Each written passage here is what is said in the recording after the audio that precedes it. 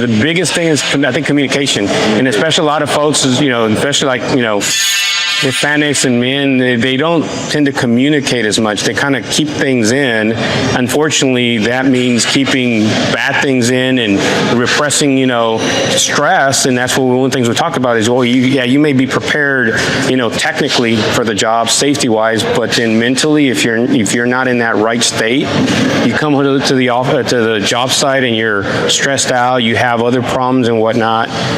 You're not focused on what you're doing, and that presents risks of you maybe not recognizing, there's a hazard here, because you have your head somewhere else. And because you have your head somewhere else, so even as much as you think about, I got to do this is what I should do or don't do, you forget about those steps.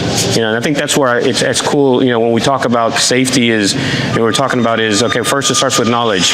Well, what's the knowledge? You have experience knowledge, technical knowledge, and then once you have that knowledge, then you go into the planning. You apply that knowledge into your planning of your day, of who's going to do what, when they're going to do it, how they're going to do it, and that then becomes in your thought process of then you execute.